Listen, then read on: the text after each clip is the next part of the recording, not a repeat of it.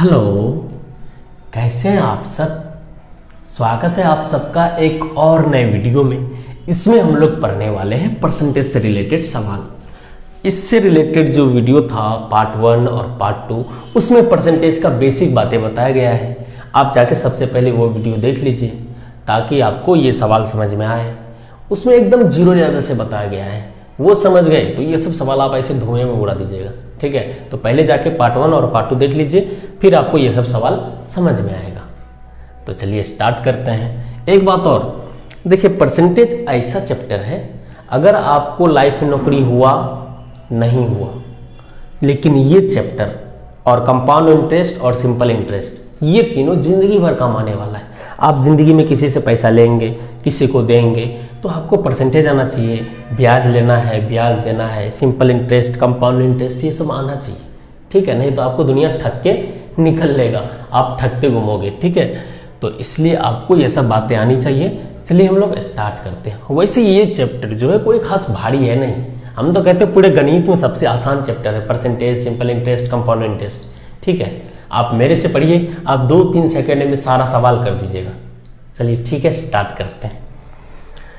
तो सवाल है, एक दुकानदार अपने वस्तु के मूल्य में 30% वृद्धि करता है, बाद में वह उसमें 20% की वृद्धि करता है, तो वह कुल मूल्य में कितने प्रतिशत की वृद्धि करता है। हमसे पूछता है कि एक दुकानदार अपने वस्तु के मूल्य में पहले 30% की वृद्धि करता है। मान लेते हैं उसका वस्तु का मूल्य पहले 100 था, इसमें 30% की वृद्धि किया, 100 में से 30% वृद्धि, 130% वृद्धि किया, तो 130/100, इसको काट दिए तो कितना आ गया 130। अब कहता है बाद में वह उसमें 20% की वृद्धि करता है, फिर इसमें कहता है 20% की वृद्धि करता है, तो कर दो 120/100, ये जीरो कैंसिल, 13 × 12 156। अब हमसे पूछता है कि कुल मूल्य में कितने प्रतिशत की वृद्धि हुआ। तो पहले मूल्य कितना था 100, अब कितना हुआ 56। वृद्धि कितना का हुआ 56 का वृद्धि, किस में से 100 में से। प्रतिशत पूछ रहा है, वृद्धि प्रतिशत, वृद्धि प्रतिशत 56/100। नीचे उसको लिखते हैं जिसमें से वृद्धि होता है, मतलब जिससे कंपैरिजन होता है। 100 में वृद्धि हुआ तो परसेंटेज पूछता है, तो नीचे गुना 100 से 100 कैंसिल, बचा कितना 56%। आपको हर एक सवाल में यही अप्रोच अपनाना है, किस तरह से वृद्धि करता है, कैसे लिखा जाता है, वृद्धि किया जाता है। जैसे 30% वृद्धि हुआ तो 130/100, 20% वृद्धि हुआ तो 120/100, है ना। ये सब बातें याद रखनी है आपको। अब एक चीज़ देखने वाली बात है क्या इसमें, कि देखते हैं कि 100 में से 30% वृद्धि हुआ तो 130 आता है। डायरेक्ट हम 130 लिख सकते थे, सिर्फ 100 के लिए और किसी के लिए नहीं। अगर आपको 100 में कहे कि 100 में 25% वृद्धि, तो जैसे ये 100 है, कहे कि 100 में 25% वृद्धि, तो डायरेक्ट आप 125 लिख सकते हैं। कहे कि 100 में 13% वृद्धि, तो डायरेक्ट 113 लिख सकते हैं। ठीक है, इसमें 100 में क्या होता है ना, जितना वृद्धि कहता है उतना लिख सकते हैं, उतना ही आता है। जैसे आप यहाँ देख लिए 30% वृद्धि कहा, तो जब हम प्रोसेस में गए तो 130 आया ना, तो डायरेक्ट हम 130 लिख सकते थे, आपका टाइम बच सकता था। सिर्फ 100 के लिए याद रखिएगा, और दूसरे चीज़ों के लिए नहीं। और दूसरे संख्या जब भी रहेगा दूसरा संख्या, उसके लिए हम यही प्रोसेस अपनाएंगे हूबहू जैसा इसमें बनाए। तो चलिए हम स्टार्ट करते हैं दूसरा सवाल।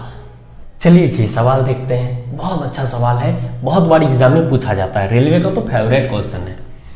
चलिए शुरू करते हैं। किसी आयत की लंबाई में 25% की वृद्धि तथा चौड़ाई में 15% की वृद्धि की जाए तो क्षेत्रफल में कितनी वृद्धि होगी।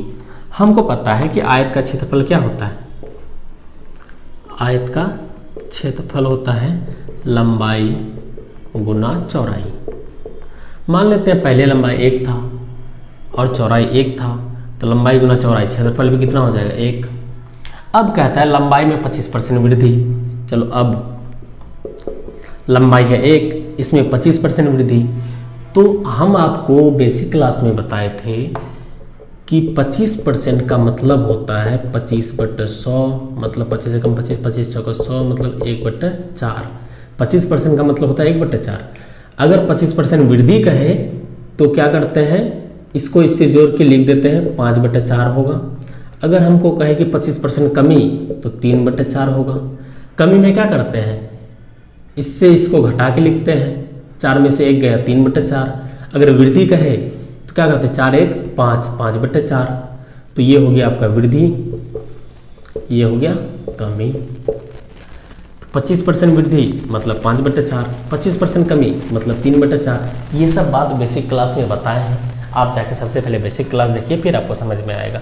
तो चलिए, लंबाई में 25% की वृद्धि, तो मतलब लंबाई पहले 1 था, इसमें 25% वृद्धि करो तो 5/4। फिर चौड़ाई में, ये है चौड़ाई, चौड़ाई में 15% वृद्धि। 15% का क्या मतलब, 15% का मतलब 15/100, इसको काटो, 5 × 15, 20 से 3/20। अब वृद्धि कहेगा तो 20 3 23/20, कमी कहेगा तो 20 में से 3 गया 17/20। ये हो गया आपका वृद्धि, 15% वृद्धि, ये हो गया 15% कमी। तो इसमें हमको कह रहा है 15% की वृद्धि, तो 23/20, 5 चौका 20, क्या आ गया 23/4 चौका 16। पहले क्षेत्रफल 1 था, अब क्षेत्रफल आ गया 23/16। तो आप बताओ वृद्धि कितना हुआ, तो वृद्धि निकालने के लिए क्या करेंगे, घटा के देखेंगे ना, 23/16 - 1 तो कितना आ जाएगा 7/16। ये हो गया वृद्धि। तो हमको वृद्धि परसेंट पूछ रहा है, तो वृद्धि प्रतिशत बराबर क्या होगा 7/16। किसमें वृद्धि, पहले जितना क्षेत्रफल था उसमें ना, तो जिसमें उसको नीचा लिख देते हैं, जिससे कंपैरिजन होता है। तो पहले से ना कंपैरिजन हो रहा है कि पहले से कितना बढ़ा, तो पहले 1 था, परसेंटेज पूछ रहा है तो गुना 100, 4 चौका 16, 4 दूना 8, 4 पंचे 20, तो हो गया 20 70, सॉरी 4 से काटे तो 4 से यहाँ 25 बार में कटेगा, ये 4 दूना 8, 4 पंचे 20, तो 25 70 175/4, 4 से काटो इसको, 4 चौका 16, 4 तिया 12, मतलब 43.3/4% वृद्धि। कितना, 43.3/4%। यही आपका हो गया आंसर। अब अगर आपको ये पहले से पता है तो आपको इतना टाइम नहीं लगेगा। देखिए कैसे, आपको ये सब बात पहले से जो बेसिक क्लास में बताए हैं वो आपको होना चाहिए आपके जीव में, आपके जस्ट माइंड का जो सबसे अगला हिस्सा ना वही होना चाहिए, तब आपसे तेजी बनेगा सवाल। वैसे रिवीजन करते रहिए, रिवीजन करते करते आ जाएगा। तो हमको कहता है कि लंबाई में 25% वृद्धि, चौड़ाई में 15% वृद्धि। ये शॉर्ट में कैसे बनाएंगे, अगर आपको ये पहले से आता तो कैसे बहुत कम टाइम में बना लेते, देखते हैं। मान लेते पहले लंबाई 1, चौड़ाई 1, तो क्षेत्रफल 1। अब लंबाई में 25% वृद्धि, हमको पहले से पता होता है कि 25% वृद्धि मतलब 5/4, तो इधर लिखते 5/4। 15% वृद्धि चौड़ाई में, तो उसका मतलब 23/20, तो 23/20 लिखते हैं, 5 से कर देते, 5 चौके 20 मतलब 23/16। कितना वृद्धि घटा के देख लेते हैं, 23/16 - 1 बराबर 7/16। किसमें वृद्धि हुआ, 1 में, गुना 1, और परसेंटेज पूछ रहा है तो गुना 100, 4 चौक 16, 25 चौक 100, 25 70 175/4, काटेंगे 43.3/4%। क्या आंसर, टाइम नहीं लगता, लेकिन आपको ये सब बात तो पता होना चाहिए। देखिए इस सवाल को 100 लेके भी बना सकते हैं। हम तरह तरह से क्यों बता रहे हैं आपको, वो इसलिए कि आपका दिमाग खुले। एक बार दिमाग खुल गया तो आप सवाल को ऐसे चुटके में उड़ाते रहिएगा, ठीक है। तो देखते हैं ये सवाल को 100 लेके कैसे बनाएं। तो आयत का क्षेत्रफल क्या होता है भैया, आयत का क्षेत्रफल होता है लंबाई गुना चौड़ाई। मान लेते पहले लंबाई 100% था, चौड़ाई भी 100% था, तो क्षेत्रफल कितना, 10,000, ठीक है। अब लंबाई में कहा 25% वृद्धि, अब 100 में 25% वृद्धि 125। फिर चौड़ाई में भी कहा 15% वृद्धि, तो 115। 125 गुना 115 करो, कर लो भैया। इसमें यही होगा कैलकुलेशन, जब लंबा जाएगा 25 25 5 गुना 10 2 12 5 5 1 6 1 5 5 1 2 2 1 1 1 5 5 1 2 2 1 1 5 5 2 7 6 2 8 5 13 2 1 3 1 4 1 14,375। कितना आया, 14,375। 75। पहले क्षेत्रफल था 10,000, अब क्षेत्रफल कितना है 14,375। तो वृद्धि कितना हुआ, वृद्धि हुआ 14,375 माइनस 10,000, देखेंगे कितना वृद्धि हुआ, मतलब 4,375 का वृद्धि हुआ। तो हमको वृद्धि प्रतिशत पूछ रहा है ना।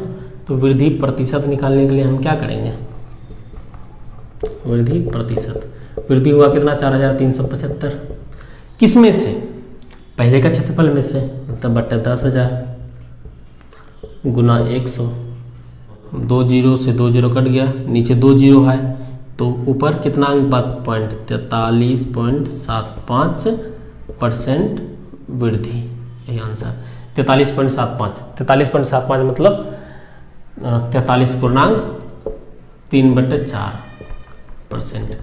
ठीक है, तो आप इसको ऐसे भी बना सकते हैं, कोई मुश्किल नहीं है।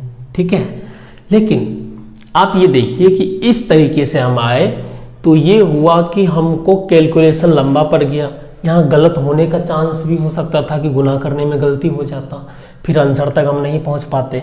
तो इसलिए हम एक एक मान के बनाए। जब हम 100 मान के बनाएंगे तो वृद्धि इस तरह से करेंगे, और जब हम एक एक मान के चलेंगे तो वृद्धि कैसे करेंगे वो हम पीछे जैसे बनाए हैं वैसे आपको बनाना है। ठीक है।